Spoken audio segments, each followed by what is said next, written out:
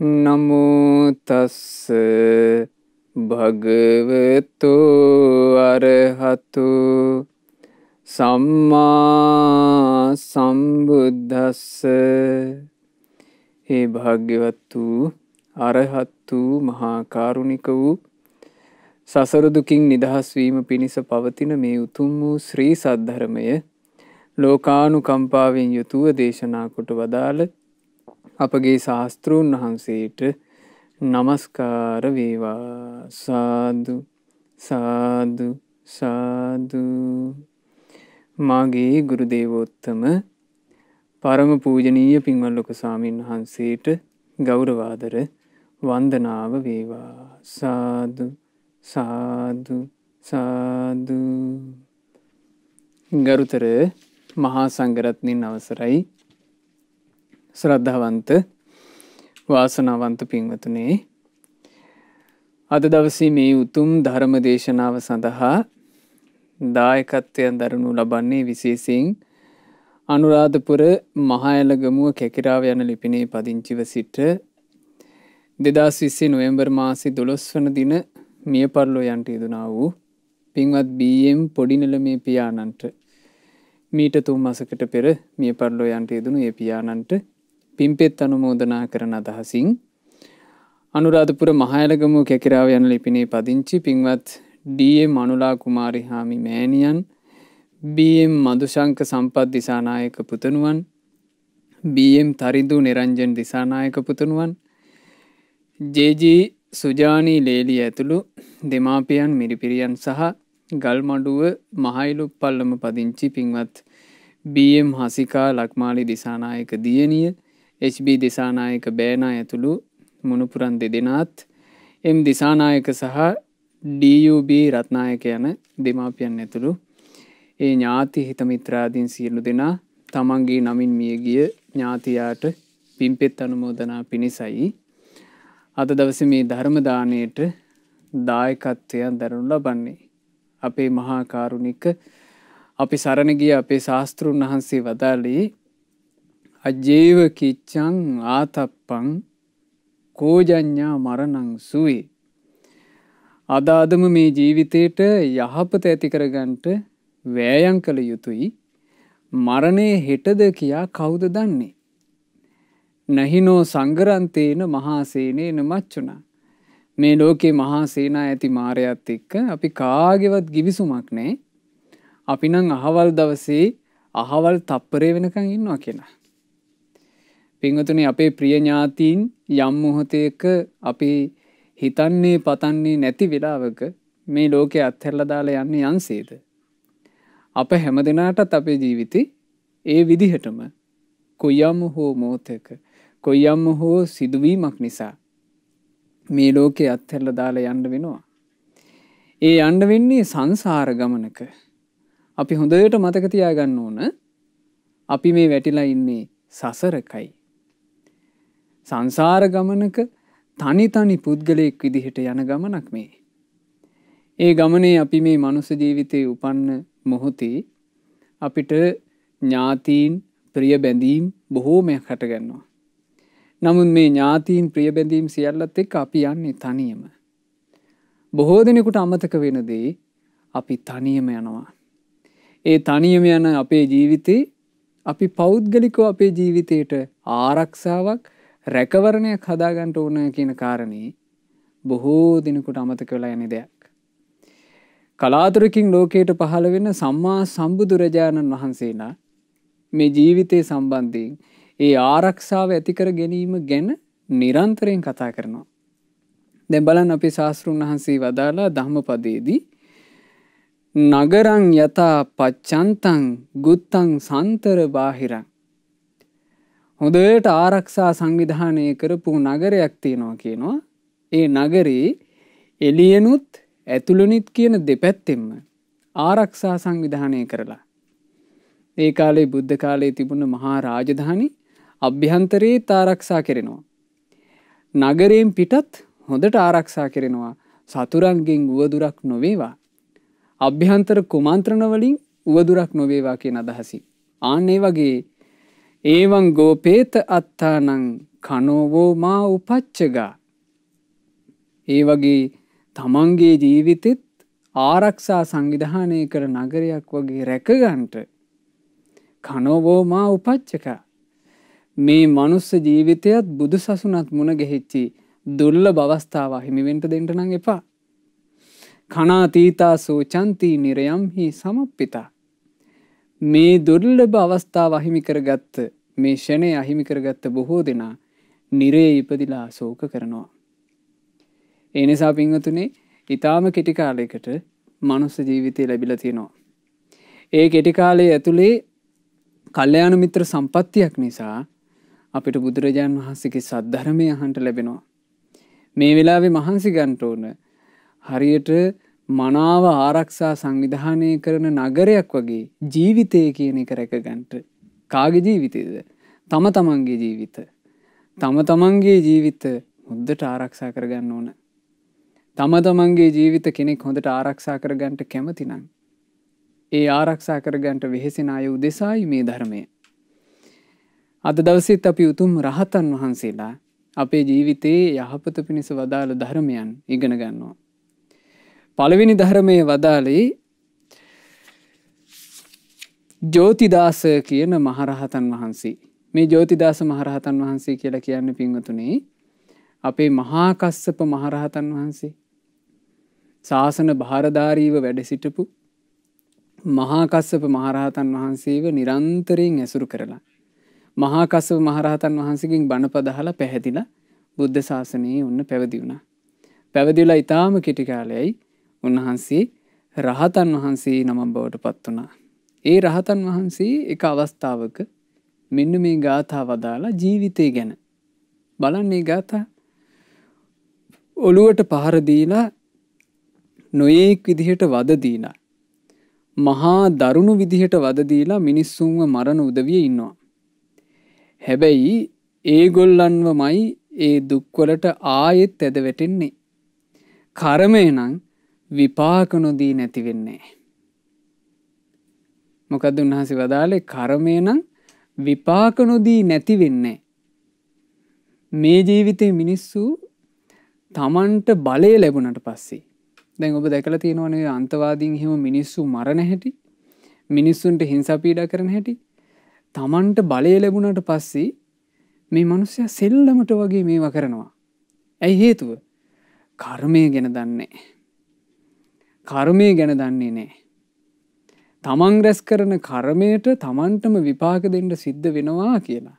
තමන්ටම විඳවන්න සිද්ධ වෙනවා කියන කතාව දන්නේ. ඒ නිසා ඒ නොදන්න මිනිස්සු අතරේ තමයි නොදන්න කෝටි සංඛ්‍යාත මිනිස්සු අතරේ අපිට මේ ධර්මයෙන් ඒ දේ දැනගන්න ලැබෙන්නේ. ඒ ධර්මයේ තුලින් දැනගන්න කෙනාවත් පින්වතුනේ තමන්ගේ ජීවිතය ආරක්ෂා කරගන්න මහන්සි වෙන්න ඕන. බලන්න රහතන් වහන්සේලා වදාළේ කර්මය නම් විපාක නොදී නැති වෙන්නේ නැහැ. යං කරෝති නරෝ කම්මං කල්යාණං යදි පාපකං තස්ස තස්සේව දායාදු යං යං කම්මං පකුබ්බති. ඉතින් මිනිස්සෙක් හොඳ කර්මයක් හෝ පාප කර්මයක් හෝ කරනකොට ඒ විදිහටයි කර්ම රැස් වෙන්නේ. ඒ කර්මය තමයි එයාට දෑවැද්ද වශයෙන් තියෙන්නේ. මෙලොවින් පරලොවට යනකොට මේ ජීවිතය අත්හැරලා යනකොට ඔහුට තිබෙන දෑවැද්ද කුමක්ද? ඔහුට තිබෙන දෑවැද්ද කර්මයයි. මේ ජීවිතය ඇතුලේ ගත කරලා මේ ජීවිතය අත්හැරලා මැරිලා යනකොට පින්වතුනේ හරි හම්බ කරපු ධනය තියලා යන්න වෙනවා. ධනය දෑවැද්ද වෙන්නේ. දීපල තියලා යන්න වෙනවා. දීපල දෑවැද්ද වෙන්නේ. තමන්ගේ තිබුණා නම් තව මොනවා හරි එකතු කරගත්ත වස්තු සම්භාර ඒවා තියලා යන්න වෙනවා. ඒවා දෑවැද්ද බවට පත් වෙන්නේ. දැන් දෑවැද්ද කියන එකේ අදහස මොකද්ද? ජීවත් වෙන ගෙදරින් වෙනත් ගෙදරකට යනකොට ওই දෑවැද්ද අපේ ලංකාවේ මේ විවාහ ජීවිතවල හොඳටම මේක වචනේ පැහැදිලි වෙනවනේ නේ. දෑවැදි දෙනවා කියලා කියන්නේ. දුවක් දීග දෙනකොට ඒ දූත් සමග දෙනවා දෙයක්. එතකොට එක ගෙදරකින් තවත් ගෙදරකට යනකොට අරගෙන යන්න තියෙන ආන්ගේ දෑවැද්ද. ඒ වගේ මේ මනුස්ස ලෝකයේ අත්හැරලා අපි මැරලා යනකොට පින්වතුනි අපි බොහෝ ධනය හම්බ කරලා තිබුණාට ඒක අරන් යන්න බෑ. දීපල අනිකුත් වස්තු අරන් යන්න බෑ. අපිත් එක්ක කොච්චර ආදරින් සෙනෙහසින් ප්‍රේමයෙන් වෙලී ඥාතීන් හිත මිත්‍රාදීන් හිටියත් ඒ අයව අරන් යන්න බෑ. තනියම යන්න සිද්ධ වෙනවා. ඒ යන්න යනකොට කුමක්ද අපිට දෑවැද්ද? දෑවැද්ද නම් කර්මයයි. සිත කය වචනෙන් කළ කී සිතූ දේ චේතනා පහළ කොට කී දේ කළ දේ සිතූ දේ එයාට අරන් යන්න සිද්ධ වෙනවා. යහපත් දේවල් නම් කරේ යහපත් වූ දෙයක් අරගෙන යන්න පුළුවන්. හැබැයි කරගත්තේ අයහපත් දෙයක් නම් අරගෙන යන්න සිදුවන්නේද අයහපත් දෙයකි. මේ ස්වභාවය මේ සංසාරගත සත්වයාගේ උරුමයයි. මේක උරුමය. මේක තමයි ධර්මතාවය. හැම දිනාට මේ දේ පොදුයි. තමන්ගේ කර්මය තමන් දායාද කරගන්නවා. ඒ නිසා බුදු කෙනෙක්ගේ ධර්මය අහලා අපි අප්‍රමාදී වෙන්න ඕනේ පින්වතුනි. අපේ ජීවිතේ යහපත් කරගන්න. ඇයි අප්‍රමාදී විය යුත්තේ? ආන් ඒ කාරණේ හරි පැහැදිලිව තේරෙනවා ඊළඟ රහතන් වහන්සේගේ දහම් අවවාද වලින්. ඒ රහතන් වහන්සේගේ නම හේරඤ්ඤකාණී කියන මහරහතන් වහන්සේ. මේ හේරඤ්ඤකාණී මහරහතන් වහන්සේ කියලා කියන්නේ කවුද? පදුමුත්තර බුද්ධ ශාසනයේදී මීට කල්ප ලක්ෂයකට පෙර මහා සංඝරුවනට රෙදි කඩක් පිදූ 16. මීට කල්ප ලක්ෂයකට පෙර පදුමුත්තර අරහත් සම්මා සම්බුදුරජාණන් වහන්සේගේ ශාසනයේ මහා සංඝරුවන විශේෂෙහි 16ක් රෙදි කෑල්ලක් පූජා කළා. ඔහු මහා ධනවතෙක් නෙවෙයි. ඔහුට තිබුණා ඔහු සන්තක දෙයක් විදිහට පොඩි රෙදි කෑල්ලක්. ඒ රෙදි කෑල්ල සංඝරුවන විශේෂෙහි පූජා කළා. ආන් ඒ පූජා කරපු පින්වන්තයා මේ ජීවිතේ බුදුරජාණන් වහන්සේ පහළ වෙන කාලේ මේ ගෞතම බුද්ධ ශාසනයේ කොසල් රටේ ඉපදිනා ජේතවනාරාම පූජාවේ මහා බුද්ධානුභාවය දැකලා ඕන්න පැහැදිලා පැවිදි වුණා.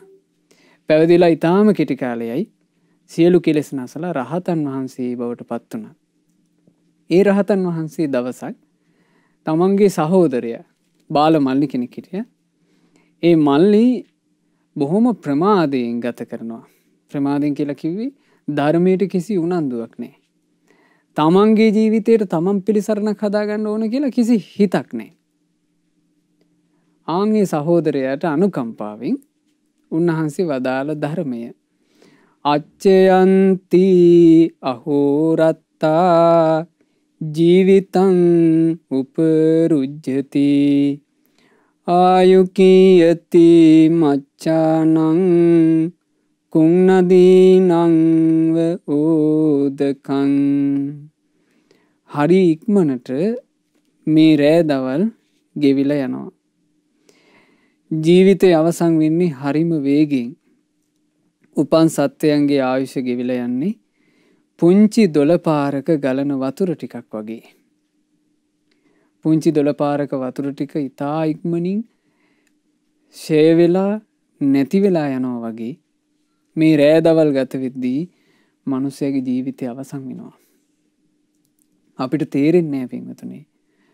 අපිට තේරෙන්නේ අපි ජීවත් වෙනකොට නව වසරක් ලැබුවා කියලා අපි රතිඤ්ඤ දාලා සමරනවා. ඔන්න අලුත් අවුරුද්දක් ඇවිල්ලා කියලා. ඒවට මහා උත්සව, මහා සැනකෙලි. මිනිස්සු මේ රෑ 12 වෙනකන් දැන් අලුත් අවුරුද්ද දා වෙනවා කියලා හිතන්නේ දැන් රෑ 12ටනේ. රාත්‍රියේ 12 වෙනකන් බලාගෙන ඉන්නවා. ඉඳලා හරියට 12ට තප්පරයට රතිඤ්ඤා පත්තු කරනවා. සමරනවා අපිට අලුත් අවුරුද්දක් ඇවිල්ලා, අලුත් අවුරුද්දක් ඇවිල්ලා කියලා. ඇත්තටම උනේ ජීවත් වෙන්න තියෙන අවුරුද්දක කාලයක් ගෙවිලා ගියා. රැයක් අවසන් වෙලා යලි ඉර උදා වෙනකොට ජීවත් වෙන්න තියෙන ලොකු කාලයක් ගත වුණා. මෙහෙම ජීවිතයක තමයි පින්වතුනි අපි රාත්‍රියට පැය 7-8 නිදාගන්නේ. අපිට ජීවත් වෙන්න තියෙන ටිකෙත් අපි කොච්චර නින්දට කැප කරනවද? කොච්චර අපි නිදිනවද? එහෙම ගත කර කර අපිට නොදැනීම හරියට පුංචි දොළ පාරක වතුර ටික අඩු වෙවි යනවා වගේ ජීවත් වෙන්න තියෙන කාලය අඩු වෙලා යනවා. ඒ කාලය අඩු වෙද්දී බොහෝ මිනිස්යන්ගේ ජීවිතේ ඒ මිනිස්යන් එකතු කරගත්ත දේවල් ඒ මිනිස්යන්ට තමන්ගේ ජීවිතේ පරලොවට අරන් යන්න බෑ. පරලොවට සතුටින් අරන් යන්න බෑ. එකතු කර ගන්නවා දේවල්. ඒ එකතු කර ගන්න දේ මිනිස්යාටම දරා ගන්න බැරි දේවල්නේ. ජීවිතය අත්හැරලා මෙලොවින් පරලොවට යනකොට මහා දුක් විපාක විඳවන්න සිද්ධ වෙන දේවල් නම් සිත කය වචනේ රැස් වෙලා. ලේසියෙන් කෙනෙක් තමන්ගේ ජීවිතයට රැකවරණය පිණිස යහපත පිණිස ආරක්ෂාව පිණිස දෙයක් සිත කය වචනෙන් රැස් කරගන්නේ නැහැ. ඒ නිසා හොඳට කල්පනා කරන්න ඕන දෙයක් ආයුෂ ගෙවි යන බව. අතපාපානි කම්මානි කරං බාලෝන බුජ්ජති පච්චාස්ස කටුකං හෝති විපාකෝ හිස්ස පාපකෝ. එහෙත් පව් කරන මෝඩ ජනතාව මේක තේරුම් ගන්නේ නැහැ. අන්තිමේදී දුක් විපාක විඳවන්නට සිද්ධ වෙන්නේ ඔවුන්ටමයි. පාප කර්මයේ විපාකත් පාපීමයි. යම් පාප කර්මයක් කරගත්තොත් ඒකේ විපාකේ පාපීමයි. පොළවේ කොහොඹ ඇටයක් පැල කරොත් ඒ කොහොඹ ඇටේ පැල වෙලා හටගන්නේ තිත්ත කොළ තියෙන ගහක්. තිත්ත පොතු තියෙන ගහක්. තිත්ත ගෙඩි හට ගන්න ගහක්. තිත්ත දෙයක් නම් පැල කරේ ලැබෙන්නේ තිත්තක්. තිත්ත දෙයක් පැල කරලා මිහිරක් පතන්ට එපා. තිත්ත දෙයක් නම් පැල කරේ එයා මිහිරක් පැතුවාට ඇති පළක් නෑ. එයාට ලැබෙන්නේ තිත්ත කටුක කර්කශ දෙයක්මයි. ඒ වගේ යම් කෙනෙක් කරන්නේ පාප කර්ම නම් ඒ පාප කර්ම කරපු කෙනාට විඳවන්ට සිද්ධ වෙන්නේ පාපී දෙයක්මයි. දැන් අපිට පේනවානේ පේතවත්තු ආදී කියවෙනකොට ඒ පේතවත්තු වල පිංගුතුනි කොච්චර තියෙනවද දුක් විපාක විඳවන අවස්ථානේ. ඊටාම දුක් සහිත ලෝකවල ඉපදිලා ඒ වගේ හිතාගන්න බැරි දුක් ඊටාම අපහසුයෙන් විඳවනවා. ඒ විඳවන ගමන් උන රහතන් වහන්සේලා හම්බුනයින් පස්සේ කියනවා අනේ ස්වාමීනි මම මෙහෙම එකක් කරගත්තා. ඒකටයි මම මේ විඳවන්නේ. එක අවස්ථාවක නාරද මහතෙරුන් වහන්සේට හම්බ වුණා ඌරු කටක් තියෙන මනුස්ස ශරීරයක් තියෙන. හරියට ඒ කියන්නේ මේ මූණේ ඉදිරි කොටස ඌරෙක්ගේ වගේ. මුළු ශරීරේම අනිත් ශරීර අංග මනුස්සෙක්ගේ වගේ. ආන් එහෙම පෙරේතෙක් හම්බ වුණා. එතකොට මේ පෙරේතයාට තිබුණේ ඌරු හිසක්. ඌරෙකුට සුදුසු හිසක්. ශරීරය හරියට මනුස්සයෙකුගේ වගේ. මෙහෙම ශරීරයක් තියෙන මේ පෙරේතයව හම්බුනාට පස්සේ නාරද මහරහතන් වහන්සේ අහනවා ඔහෙගේ මොකෝ මේ ඌරු කටක් අසූචි ගඳ ගහන කුණු වැగిරෙන ඌරු කටක් ශරීරය නම් ඔහෙගේ මිනිස්සෙක්ගේ වගේ ශරීරය නම් ඔහෙගේ හරි පැහැපත් මොකෝ මේ කියලා ඇහුවා. එතකොට කියනවා ස්වාමීනි ඌරු කටක් ලැබෙන දෙයක් මං කළා. මම මේ කටින් මනුස්ස ජීවිතේදී ගොඩාක් පව් කරගත්තා. බොරු කේලම් කිය මම පව් පුරව ගත්තා. අනේ ස්වාමීනි ඒකේ විපාක විදිහට ලැබුණා ඌරු කටක්. හැබැයි ස්වාමීනි මම මගේ මනුස්ස ජීවිතය ගත කරන කාලේ මං හොඳට කය මුල් කරගෙන පින් කරගත්ත කෙනෙක්. ඒ කිව්වේ බඹ සරක් ආරක්ෂා කරලා. ප්‍රාණඝාතය කරගෙන නැහැ. හොඳට බඹසර සිල් ආරක්ෂා කරලා තියෙනවා. ආන් ඒකේ පිනෙන් මෙන්න ලැබුණ ප්‍රභාස්වර ශරීරයක්. අන්න ඒ නිසා බලන්න මේ කාරණා කොච්චර වැදගත් ජීවිතයකට. මොකද මේ දේ පින්වතුනි බුදුරජාණන් වහන්සේ නමක් කියා නොදෙන්න ඊළඟට සම්බුද්ධ ශාසනයක් තුළ ජීවිතය අවබෝධ කරපු ඒ අරහත් මුනිවරු මේවා කියලා නොදෙන්න මේ ලෝකේ මේ අපි ඉගෙන ගන්න ඒ වගේ අපි මොනවද ඉගෙන ගන්නේ? අපි සාමාන්‍යයෙන් මහා පාඨමාලාවලට ගිහිල්ලා ඉගෙන ගන්නවා නේද? ලක්ෂ ගණන් වියදම් කරලා. අපි ඉගෙන ගන්න ඒවා වලින් පිංගුතුනේ අඩු ගානේ මේ ජීවිතේටවත් හරිහමං ආරක්ෂාවක් ඉන්නේ නැහනේ. මේ ජීවිතේ එන අසරණකම් වලටවත් ඒ ඉගෙන ගන්න දේවල් වලින් ලේසි කෙනෙකුට මුහුණ දෙන්න බෑ. ඒවා ඉස්සරහා කඩා වැටෙනවා, වැළපෙනවා, හූල්ලනවා. එහෙව් එකේ යාගේ පරලොවට ඒ වගේ යහපතක් සැලසෙනවා කියන එක ගැන කවර කතාවද? හැබැයි බුදු කෙනෙකුගේ සද්ධර්මය හොඳට ජීවිතයට ගලපා ගත්තොත් එයාට මෙලොවම සැපයි. ඒ ධර්මයට අනුව ජීවිතේ හැඩගස්සව ගත්තොත් පරලොවදී සැලසෙන යහපත ගැන කවර කතාවද? අන්න ඒ නිසා තමන්ගේ ජීවිතේ හොඳට හදාගන්න මහන්සි ගන්න. එහෙම හදාගන්න බැරුව ගියොත් එහෙම යම් කෙනෙක් මේ ජීවිතේ ඔහේ පව් කර කර හිටියොත් පාපී දේ කරන තැනැත්තාගේ විපාකයේද පාපී දෙයක්මයි. ඒ ගාථා වදාලේ හේරඤ්ඤකාණී මහරහතන් වහන්සේ. තවත් ගාථාවන් වදාලා අපගේ සෝමමිත්ත කියන මහරහතන් වහන්සේ ජීවිතේ සම්බන්ධයෙන් අරුත්බර දෙයක් ඉගෙන ගන්නට ලැබෙන්නේ යහපත් වූ කෙනෙක් ඇසුරු කරොත්, යහපත් වූ ධර්මයක් ඇසුරු කරොත්. යහපත් මිත්‍රයෝ යහපත් ධර්මයක් ඇසුරු කරනකොට ජීවිතේට යහපතක්ම එකතු වෙනවා. හැබැයි ඇසුරට ලැබුණොත් හීන වූ කෙනෙක් හීන වූ දෙයක් ජීවිතෙත් හීන වෙලා යනවා. අන්න ඒක හොඳට තේරෙනවා මේ සෝමමිත්ත කියන මහරහතන් වහන්සේගේ ගාථාවලින්. මේ සෝමමිත්ත මහරහතන් වහන්සේ හරි පින්වන්තේ පින්වතුනේ සසරේ. ඒ උන්වහන්සේගේ ජීවිතෙන් අපිටත් ගන්න දෙයක් තියෙනවා. ඒ නිසා අපි ඒක ගැන ඉගෙන ගනිමු. උන්වහන්සේ පින්ඩස් කළේ මේ සිකී බුද්ධ ශාසනයේ. සිකී බුද්ධ ශාසනයේ බුදුරජාන් වහන්සේ සරණ ගියපු ශ්‍රාවකෙක්. බුද්ධං සරණං ගච්ඡාමි කියලා ශාස්ත්‍රුන් වහන්සේ සරණ ගියා. නිතර බුදුගුණ හිත හිටපු කෙනෙක්. දවසක් ඔහු පාරේ ගමනක් යමින් ඉන්නවා කියනවා බුදුගුණ මානසිකාරයෙන්. මොනවා හිතද පාරේ ගියේ බුදුගුණ හිත. ඔන්න ඒ දේවල් ආදර්ශයට ගන්න. අපි බුදුරජාන් වහන්සේ සරණ ගියාට පස්සේ ශ්‍රාවකයෝ විදිහට අපිට ගමනක් බිමනක් යද්දී වුණත් බුදුරජාන් වහන්සේගේ ගුණ සිහි කර කර යන්න පුළුවන්. මේ එක එක දේවල් හිත යන්නේ නැතුව. පාරේ තොටේ තියෙන දේවල් ගැන හිත යන්නේ නැතුව, එක එක කෝන්තර හිත යන්නේ නැතුව, වැඩකට නැති දේවල් හිත යන්නේ නැතුව අපිට පුළුවන් බුදුරජාන් වහන්සේ සරණ ගියපු ශ්‍රාවකයෝ විදිහට මගේ ශාස්ත්‍රුන් වහන්සේ කෙලෙස් නැසූ, කෙලෙස් වලින් පීඩා විඳපු නැති හරි සැනසුණු ජීවිතයක් තිබුණ රහතන් වහන්සේ නමක්. ඒකාන්තයෙන් අරහං. මගේ ශාස්ත්‍රුන් වහන්සේ බුදුරජාන් වහන්සේ කෙලෙස් නැසුවේ ගුරු උපදේශ නැතුවම. උන්වහන්සේ සම්මා සම්බුද්ධයි. අවබෝධයට අනුවම සැනසෙල්ලේ ජීවත් වුණා මගේ ශාස්ත්‍රුන් වහන්සේ. විද්‍යාචරණ සම්පන්නයි.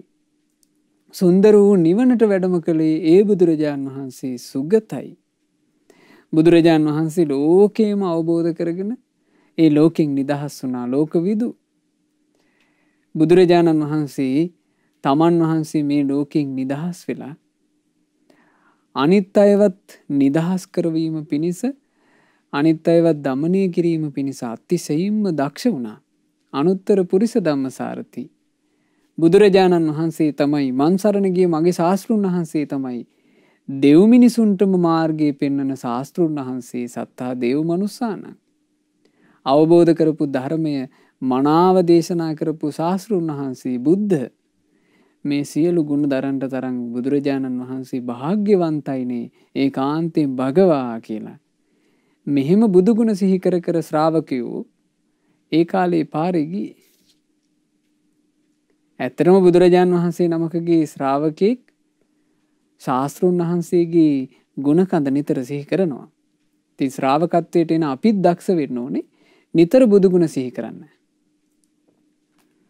එතකොට මේ සිකී බුද්ධ ශාසනයේ මේ පින්වන්තයා බුදුගුණ සිහි කර කර යනකොට බුදුගුණ මානසිකාරය නිසා හිතට මහා ප්‍රීතියක් ආවා. අනේ මගේ ශාස්ත්‍රුන් වහන්සේ මෙහෙම කෙනෙක් නේ කියලා. එතකොටම දකිනවා කෑල ගහක ලස්සනට කෑල මල් පිපිලා. හැබැයි මේ කෑල මල් පිපී තිබුණේ ඔහුට කඩාගන්න බැරි තරම් උසක. ඔහු එතකොට අර හිතේ ඇතිවෙච්චි ප්‍රසාදයෙන් යුක්තව අර කෑල ගහේ තිබුණ මල් ටික, ගහේ තියෙන මල් ටික මගේ ශාස්ත්‍රුන් වහන්සේට පූජා වේවා. මේ වගේ සොඳුරු මල් බුදුරජාණන් වහන්සේට පිදේවා.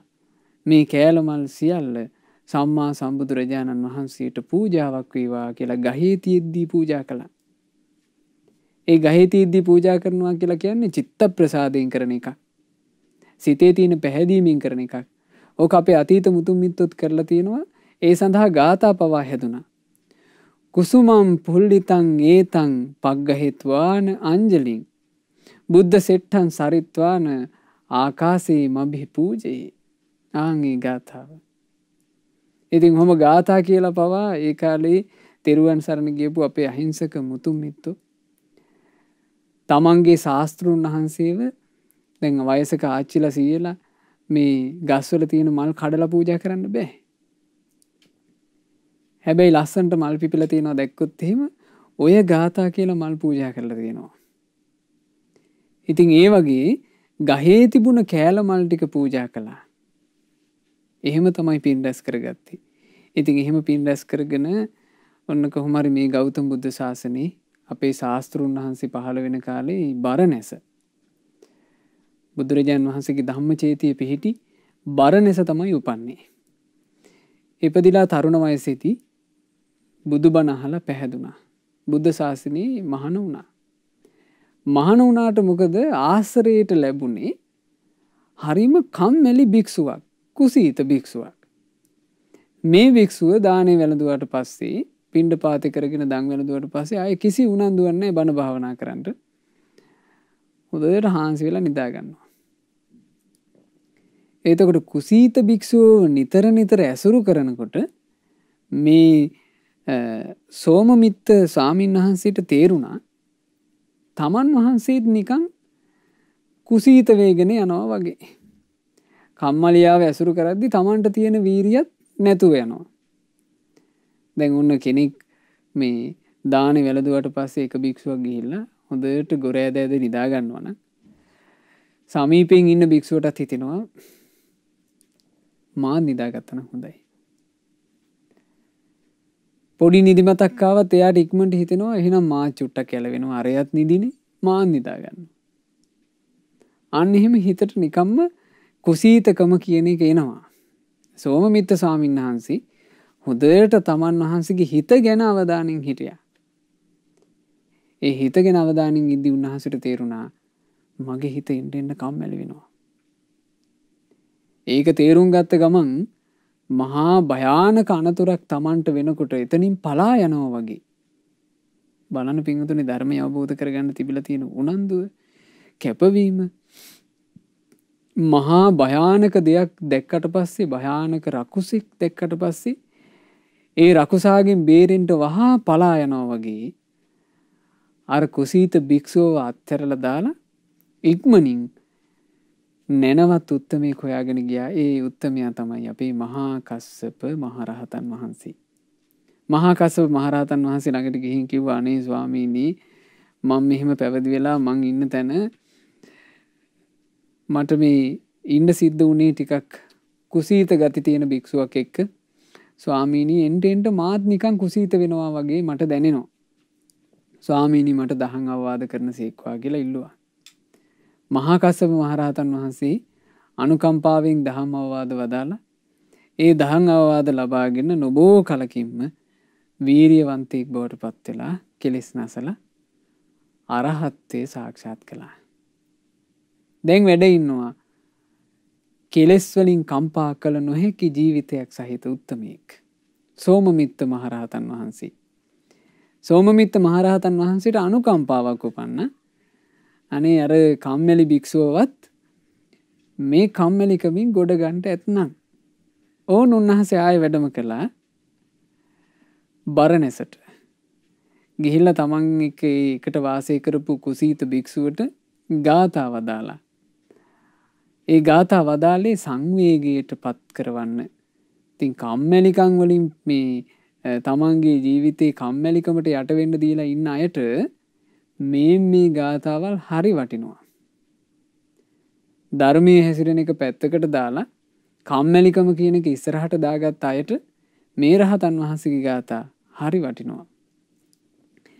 පරිත්තං දාරු මාරුයිහ යථා සීදේ මහන්නවේ ඒවං කුසීත මාගම්ම සාදු ජීවී පිසීදති තස්මාතං පරිවජ්ජය කුසීතං හීන වීරියං. උන්වහන්සේ වදාලා මහ මුහුදට වැටිච්චි කෙනෙක් පුංචි දර කෑල්ලකට නැගගත්තොත් ඒකෙන් සිද්ධ වෙන්නේ එයාව ගිලෙන එක. ගුණධර්මයේ හැසිරෙන්න කම්මැලි කෙනා වෙත යහපත් කෙනෙක් ආවත් එයාට සිදු වෙන්නේ සංසාරේ ගිලෙන එක. එනිසා හීන වීරිය ඇති කම්මැලි උදවියව ඇසුරින් ඈත් කිරීමයි කළ යුත්තේ. හරියට මහසාගරයට වැටිච්චි කෙනෙක් ඒ සාගරදියෙන් පණ බේරා ගන්නට කියලා එල්ලෙනවා කියනවා පුංචි ලී කෑල්ලක. ඒ පුංචි ලී කෑල්ලට බෑ තමන්ගේ බර දරා ගන්නට. එතකොට එයාට සිද්ධ වෙන්නේ මේ මහසයුරේ ගිලෙන්ටයි. ඕන් ඔය වගේ කියනවා පිළිසරණක් හොයාගෙන ගියොත් එහෙම කුසීතයෙක් ළඟට ඒ කුසීතය නිසා තමන්ටත් සිද්ධ වෙන්නේ මේ සංසාර ගමනේ ගිලෙන්ටයි. ඒ නිසා කුසීත පුද්ගලයන්ව ආසරින් ඈත් කරන්න ඕන කිව්වා. වීරියෙන් ධර්මයේ හැසිරෙන්න කැමති කෙනෙක් කුසීතයව ආශ්‍රයෙන් ඈත් කරන්න ඕන කිව්වා. ඇයි හේතුව? අර කුසීත කෙනා ඉන්නකොට ඒ කුසීත කෙනාගේ ආකල්ප ඊනකට ඒ කුසීත කෙනාගේ තියෙන මේ අර කුසීත කෙනාගේ දැක්ම පවා මේ අනිත් කෙනාගේ හිතට ඈලි මෑලි බවක් ඇති කරනවා. එතකොට එන්න තමන්ගේ හිතත් කුසීත බවට පෙරලෙනවා. අන්න ඒ නිසා ඒ බඳු කෙනාව ආශ්‍රයෙන් ඈත් කරන්න ඕන. පවිවිත්තේහි අරියේහි පහිතත්තේහි ජායිහි නිච්ඡං ආරද්ධ විරියේහි පණ්ඩිතේහි සහ වසේ. හරිම ලස්සනයි. උන්වහන්සේ වදාරනවා හුදෙකලාව බණ භාවනාවේ යෙදෙන දිවි දෙවැනි කොට ධර්මයේ හැසිරෙන ධ්‍යාන වඩන ඊතා හොඳින් වීරිය පවත්වන නුවණැති ආර්යයන් වහන්සේලාමයි ඇසුරු කළ යුත්තේ. ආශ්‍රයට තෝරා ගන්න කියනවා වීරියවන්තයෙක්, ධර්මයට ආස කරන කෙනෙක්, දහම් පද නිතර සිහිපත් කරන කෙනෙක්. ඇයි ඒ බඳු කෙනාව ඇසුරු කරන්න කියන්නේ? ඒ බඳු කෙනාගේ ආකල්පේ පවා තමන්ගේ හිතේ වීරියක් ඇති කරනවා. වීරියවන්තයෙක්ගේ ආකල්ප, වීරියවන්තයෙක්ගේ අදහස්, ඒ වීරියවන්තයා තමන්ගේ හිතට වීරිය අරගන්ට කල්පනා කරන ධර්මයන් වීරියවන්තයෙක් ඇසුරු කරද්දී එයාට දැනගන්න ලැබෙනවා. ඒව අහනකොට තමන්ගේ හිතෙත් නැති වීරියක් උපදිනවා. ඊළඟට පේනවා වීරියවන්තයා වීරියෙන් හුදෙකලාවේ භාවනා කරනවා. ඒ දැක්ම, ඒ බණ භාවනා කරනවා දැක්කහම අනිත් කෙනාටත් ඒ විදිහටම භාවනා කරන්න ආසාවක් හිතක් උපදිනවා. දැන් අපේ ජීවිත ගත්තත් අපි ස්වාමීන් වහන්සේලාත් එකට වැඩ වාසය කරනකොට තව ස්වාමීන් වහන්සේ නම භාවනා කරනවා දැක්ක ගමන් අපිටත් එකපාර හිතක් උපදිනවා මාත් එන පොඩ්ඩක් වාඩි වෙන්න ඕනේ. එහෙම හිතක් එකපාර උපදිනවා. එතකොට ඒ හිත එන්නේ වීරියවන්තයොත් එක්ක ඉන්නකොටයි. ඒ නිසා ආශ්‍රයට තෝරා ගන්න ඕන කියනවා පින්වතුනි. ඒ බඳු වීරියවන්තයන්. ගිහි ජීවිතයක් ගත කරන ඔබට ඒ බඳු වීරියවන්තයෝ මේන්න මේ පොත් වහන්සේ තුල වැඩ ඉන්නවා. උන්වහන්සේලාගේ අදහස්, උන්වහන්සේලා ජීවිතය ගැන කල්පනා කරපු විදිහ, ඒවා මේ පොත් වහන්සේ ඇසුරු කරනකොට මේ පොත් වහන්සේ නිතර කියවනකොට ඒ යමා නිවන් දුටු රහතන් වහන්සේලා මේ පොත් වහන්සේ කියවනකොට වීරියවන්තයන්ගේ ආකල්ප මොන වගේද? උන්වහන්සේලා ජීවිතය ගැන කල්පනා කරේ කොයි විදිහටද? වීරිය තුලින් ජීවිතේම ජයගත්ත ජීවිතේම සැපයට පත් කරගත්ත උත්තමියෝ හිතුවේ කොහොමද? අන්න ඒවා ඉගෙන ගන්න ලැබෙනවා. ඒ නිසා හරි වටින පොත් වහන්සේ නමක් ඒ යමා නිවන් දුටු රහතන් වහන්සේලා. ඒ වටිනාකම ඔබට තේරෙනවා ඇති මේ දහම් කතාවෙන්මනේ. අපි මේ දහම් කතාව තුළ රහතන් වහන්සේලාගේ ජීවිත කොච්චර කතා කළාද මේ වෙනකොට. එතකොට උන්වහන්සේලා ජීවිතය ගැන මේ කල්පනා කරපු ඒ සුන්දර ආකාර ඊළඟට උන්වහන්සේලා ජීවිතය ගැන වදාළ ධර්මයන් අපිට බොහෝමයක් දැනගන්න ලැබුණා. ආන්ිබඳු උතුමන්ව ඇසුරු කරනවා නම් කෙනෙක් ඒ කෙනාට ඒ ඇසුර තුලින් යහපතක්මයි ජීවිතයට සැලසෙන්නේ. ඒ ගාථා වදාලේ සෝමමිත්ත මහරහතන් වහන්සේ. දැන් සෝමමිත්ත මහරහතන් වහන්සේ ඔය ගාථා වදාරනකොට ඒ ගාථා අහගෙන ඉඳලා අර භික්ෂුන් වහන්සේට තමන් ගැනම සංවේගයක් ඇති වුණා. ඒ සංවේගයෙන් වීරිය වැඩුවා. උන්වහන්සේත් නොබෝ කලකින් රහතන් වහන්සේ නම බවට පත් වුණා. වීරියවන්තයෙක් ඇසුරු කිරීමේ ලාභය. දැන් අපි කලින් කතා කරන්නේ අපේ හේරඤ්ඤකාණී මහරහතන් වහන්සේ. හේරඤ්ඤකාණී මහරහතන් වහන්සේ තමන්ගේ සහෝදරයාට දහම් අවවාද කළා. මේ රෑවදවල් ගෙවිලා යනකොට වේගෙන් ආයුෂය අඩු වෙනවා. ඒ නිසා යහපත රැස් කරපන් කියලා. ඒ අවවාදය අහනකොට ඔහුට සංවේගය උපන්නා. තමන්ගේ අයියා වගේම ගිහි ජීවිතයත් හැල බුද්ධ ශාසනය පැවිදි වුණා. නොබෝ කලකින්ම රහතන් වහන්සේ නම බවට පත් වුණා. එතකොට මේ අපිට ඒ තුලින්ම තේරෙනවා වීරියවන්ත වූ කෙනෙක් ඇතින්ම මේ හුදකලාවේ භාවනාවට කැමති ජීවිතේ දෙවණියට තියලා ධර්මයේ මුලට ගත්ත ධ්‍යාන වඩන හොඳ වීරියවන්ත නුවණැති උත්තමය අසුරු කිරීම ජීවිතයට කොච්චර යහපතක්ද කියලා. ඒ තමයි පින්වතුනි සෝමමිත්ත මහරහතන් වහන්සේගේ ගාථා. ඊළඟට ගාථා වදාලා සබ්බමිත්ත කියන මහරහතන් වහන්සේ. මේ සබ්බමිත්ත මහරහතන් වහන්සේගේ ජීවිතේ වෙනස්ම විදිහ එකක්. උන්වහන්සේත් පෙර සසරේ බොහෝ පින් රැස් කරගත්ත කෙනෙක්. ඒ පින් රැස් කරගත්තේ මීට 92 පෙර, කල්ප 92කට පෙර තිස්ස කියන අරහත් සම්මා සම්බුදුරජාණන් වහන්සේගේ යුගය. ඒ කාලේ තිස්ස බුදුරජාණන් වහන්සේගේ සොඳුරු සිරිපා පද්මයට කරඬු මල් පූජා කරලා සිරිපා පද්මේ වෙන්දා. දැන් අපි වුණත් මේ කාලේ සිරිපා පද්මේ වදින වාසනාව අපිට තියෙනවනේ. ඒ කාලේ ඔහුට වාසනාව උදා වුණා තිස්ස බුදුරජාණන් වහන්සේගේ සිරිපා පද්මය පුදන්න. ඒ සිරිපා පද්මේ පිදූ පින්වන්තයා තමයි සබ්බමිත්ත කියලා කියන්නේ. මේ ජීවිතේ ගෞතම අරහත් සම්මා සම්බුදුරජාණන් වහන්සේ පහළ වෙන කාලේ සෙවැන් නුවර උපන්නා. තරුණ වයසේදී බුදුරජාණන් වහන්සේ ජේතවනාරාමයේ පූජා කරන මොහොතේ භාග්‍යතුන් වහන්සේට ජේතවනාරාමයේ පුදන මොහොතේ භාග්‍යතුන් වහන්සේගේ මහා බුද්ධානුභාවය දැකලා එදා හිත පැහැදුනා. ඒ හිත පැහැදිලා දැන් ඔය සිදුවීම නම් මං හිතන්නේ මේ දහම් කතාව මේ ධර්මදේශනා මාලාව කාලයක් ශ්‍රවණය කරන පින්වතුන්ලා බොහෝ දේශනාවල අහන්න ඇති. සෙවැන් නුවර ජේතවනාරාමයේ පූජා කරන ඒ අසිරිය දැකලා පැවිදි වුණා, පැවිදි වෙලා රහත් වුණා කියන කතාව බලන්න පින්වතුනි. ඒක පූජාවකින් කොච්චර යහපතක් සැලසිලාද? කොච්චර යහපතක් සැලසිලාද? දැන් මේ පින්වන්තයාත් බුද්ධ ශාසනයේ පැවිදි වෙන්න තරම් හිත පැහැදුනේ ජේතවනාරාම පූජාවේ බුද්ධානුභාවය දැකලා පැවිදි වුණා.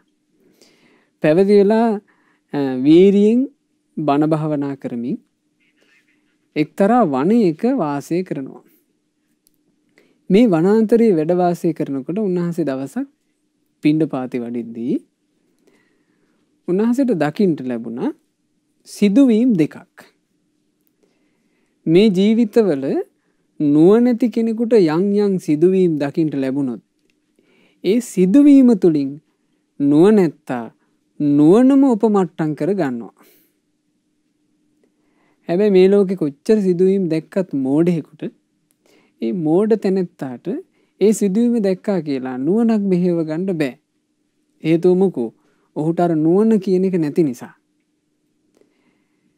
මේ සබ්බමිත්ත කියන මේ නුවණැති ස්වාමීන් වහන්සේ පිණ්ඩපාති වඩිද්දී උන්වහන්සේට මේ දුරකට වෙන්න පෙවුනා. ඒ වෙනකොට එතෙන්ට වැද්දෝ එක්රැස් වෙලා. ඒ නිසා උන්වහන්සේට කරන්න දෙයක් නැහැ. මේ පුංචි මුවපොව්වෙක් මුව පැටියෙක් උගුලකට අහු වෙලා. ඒ උගුලේ මේ මුව පැටියා හොඳටම හිර වෙලා. මුව පැටියා ආවේ අම්මත් එක්ක මුව දෙනත් එක්ක. අනේ මුව දෙනට දැන් තමන්ගේ පැටියව දාලා යන්න දුකයි. ඒත් පැටියා උගුලට අහු වෙලා මුව දෙනට ලං වෙන්න බයයි මිනිස්සු වට වෙලා. මුව දෙන ඈතට වෙලා ඇස්වල කඳුළු පුරවගෙන තමන්ගේ අසරණ වෙච්චි පැටියා දිහා බලාගෙන ඉන්නවා. දැන් ඔබත් සමහරවිට ওই වගේ සිදුවීම් දැකලා ඇති ඔය මාධ්‍යයේ යනකොට. තිරිසන් ලෝකේ ඔහොම සිද්ධි කොච්චර තියෙනවද?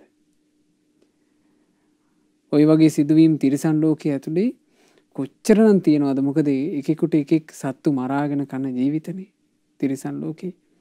ඊළඟට මිනිස්සුන්ගේ මහා කූරකම් නිසාත් තිරිසන් සත්තු අසරණ වෙනවනේ. උගුලට අහු වෙලා දරුසෙනෙහසින් පිරිච්චි අම්මා උගුලට අහු වෙච්චි තමන්ගේ පැටියා දිහා කඳුළු පුරවගෙන බලාගෙන ඉන්නවා. ඒ බලාන ඉදිද්දී උන්වහන්සේට සංවේගයක් උපන්නා. අහෝ මේ සසරක නොයේක් බන්ධනත් එක්ක යන මේ සසරක බිහිසුණු බව. ඔන්න ඇති වුණා සංවේගය. ඒ සංවේගය ඇති වුණාම උන්වහන්සේ කල්පනා කළේ කොතනද? සංසාරයේ බිහිසුණු බව. උන්වහන්සේ අර මිනිස්සුන්ට ශාප කරන්න ගියේ නැහැ. දැන් හරියට නුවණ නැති කෙනෙක් ඕක දැක්කා නම් එයා මිනිස්සුන්ට ශාප කරයි මේ වැද්දෝ කරන ඒවා කියලා. නෑ උන්වහන්සේ දැක්ක හරිම තැන සසර.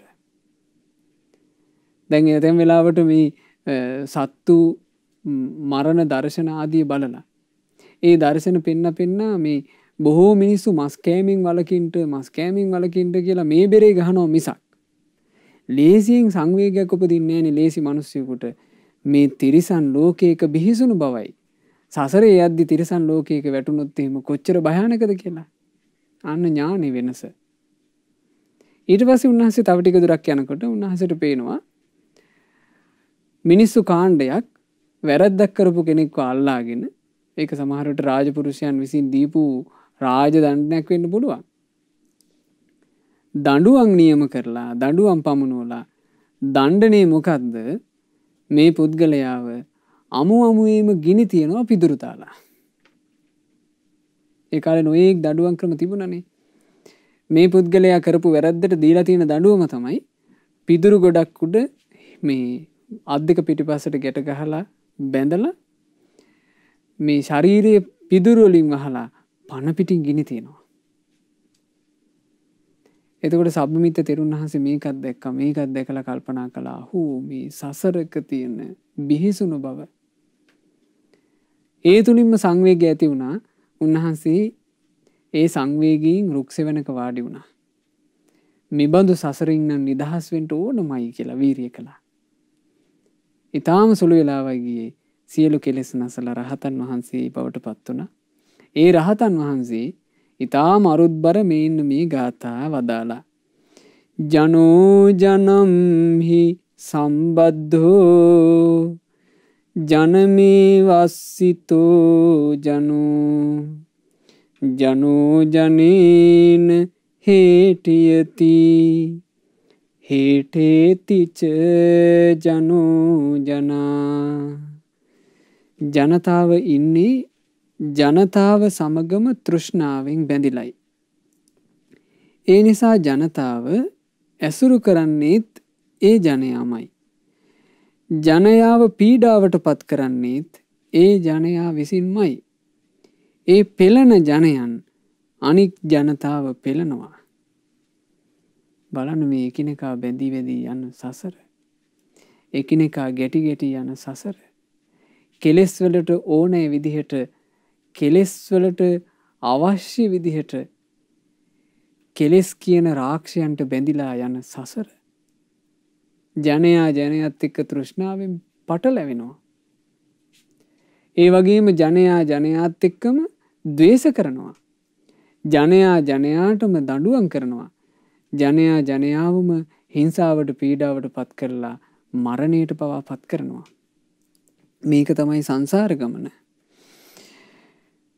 කෝහිතස්ස ජනේනත්තෝ ජනේන ජනිතේනවා ජනං ඕහාය ගච්ඡන්තං හේටයිත්වා බහුං ජනං.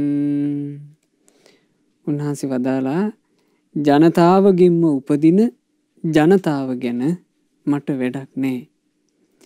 ඒ නිසා මම ඒ ජනතාවත් ඒ ජනතාව පෙළන්නා වූ රාග ද්වේෂත් ඔක්කොම අත්හරිනවා.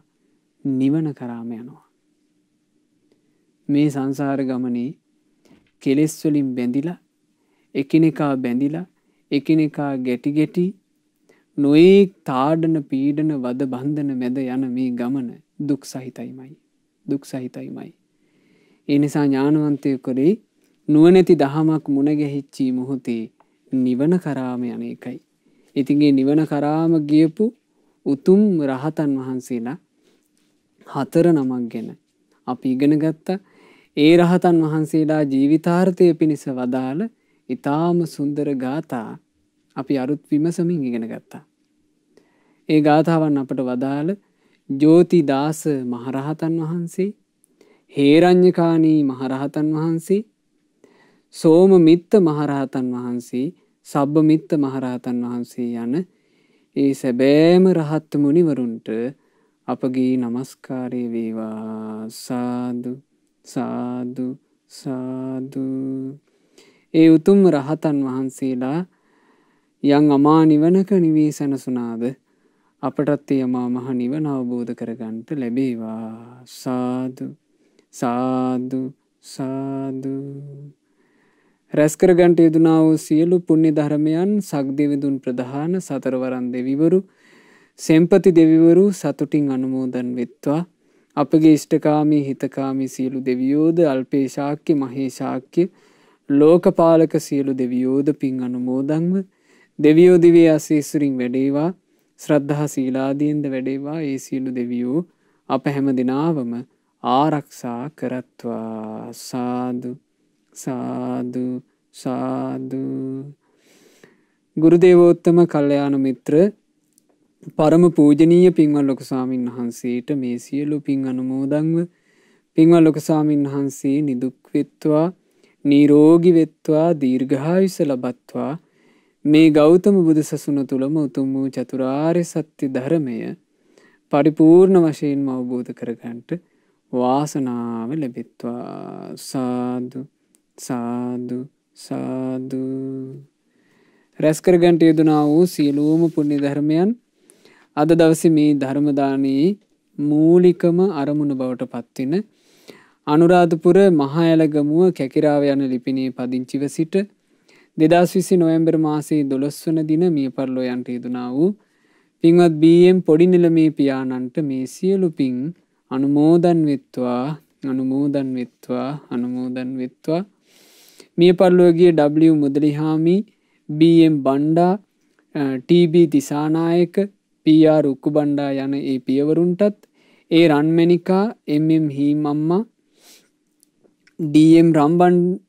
රම්බණ්ඩි හාමි යන ඒ මෑණිවරුන්ටත් මේ සියලු පුණ්‍ය ධර්මය අනුමෝදන්ව ඒ වගේම පින්වත් හැම දෙනාගේ නමින් මිය පරලෝ යන්ට යෙදුණු සියලු ඥාතීන්ට හිත මිත්‍රාදීන්ට පින් අනුමෝදන්ව ඒ ඥාතින්ගේ පරලෝ ජීවිත ඒකාන්ත වශයෙන්ම සැපයට පත්වෙත්වා කියන අදහසින් ඥාතීන්ට පින් අනුමෝදන් කරන්න.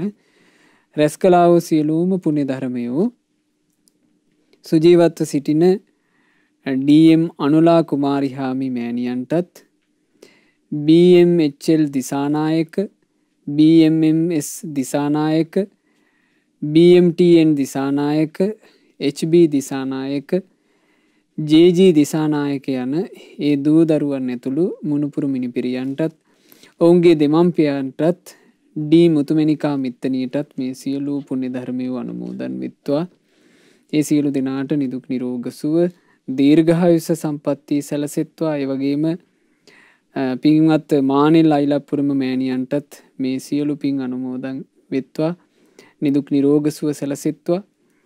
ඒ වගේම අද දවසේ මේ උතුම් ධර්ම දානය සඳහා දායකත්වයන් දරන අනුරාධපුර මහඇලගමුව කැකිරාව යන ලිපිනේ පදිංචි පින්වත් DM අනුලා කුමාරි හාමි මෑණියන්, BM මදුසංක සම්පත් දිසානායක පුතුණුවන්, BM තරිඳු නිරංජන් දිසානායක පුතුණුවන්, JG සුජානි ලේලි ඇතුළු දෙමාපියන්, මිනිපිරියන් සහ ගල්මඩුව මහයිලුප්පල්ලම පදිංචි BM හෂිකා ලක්මාලි දිසානායක දියණිය, HB දිසානායක බෑනා ඇතුළු මුණුපුරන් දෙදෙනාත්, M දිසානායක සහ DUB රත්නායක යන දෙමාපියන් ඇතුළු ඒ හැම දෙනාට මේ සියලු පින් අනුමෝදන් වෙත්වා. ඒ වගේම ශ්‍රද්ධා මාසික ධර්ම දාන සමාජික සමාජිකාවන්ටත්, ශ්‍රද්ධා කාර්ය මණ්ඩලයේ සියලු දෙනාටත්, සුපින්නත් ඔබටත් සියලු දෙනාට මේ පින් අනුමෝදන්ව සියලු යහපතම සැලසේවා.